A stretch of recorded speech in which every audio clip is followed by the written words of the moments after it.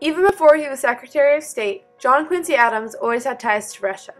In 1791, he became the first official U.S. representative to Russia, serving with the title of Minister Plenipotentiary in the Russian capital St. Petersburg. He was also a minister to Russia from 1809 to 1814. As Secretary of State under Monroe, Adams traveled to St. Petersburg to negotiate the Russo-American Treaty of 1824. The end result of this treaty gave Russian claims on the Pacific Northwest coast of North America, south of parallel 5440 North, also known as the Oregon Country, to the United States. This was a great achievement for both the United States and Adams. Jefferson's idea of manifest destiny was finally becoming a reality. While John Quincy Adams was Secretary of State under James Monroe, John Quincy Adams drafted the Monroe Doctrine. Due to the Napoleonic Wars, the American government feared the victorious European powers would revive the monarchical government. Therefore, John Quincy Adams drafted the doctrine December 2, 1823, stating that America has control of the Western Hemisphere and that European intervention was not allowed.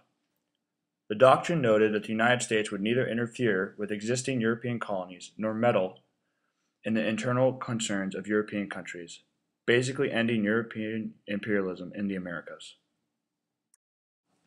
The Adams-Onis Treaty of February 12, 1819 is also known as the Transcontinental Treaty, which settled the border disputes between the United States and the Spanish Empire.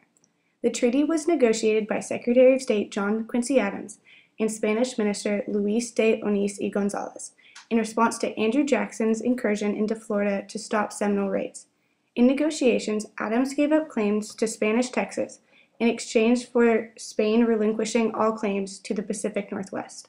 Adams and Onis established a Louisiana Purchase boundary line that followed the Sabine, Red, and Arkansas rivers northwest to the 42nd parallel and then straight west to the Pacific, while also granting the United States Florida. Adams' skillful negotiations opened the way for the United States to become a transcontinental power.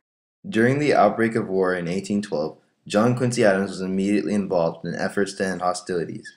Starting in August of 1814, he began negotiations which resulted in the Treaty of Ghent. Soon after, John Quincy Adams went to London where he and Henry Clay formulated a convention to regulate commerce and navigation. He was a U.S. minister to Great Britain until 1817, when he returned to the U.S. to become the Secretary of State.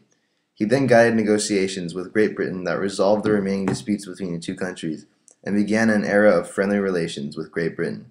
This came to be called the Treaty of 1818, which included a prohibition of armaments along the Lake of the Woods to the Rockies.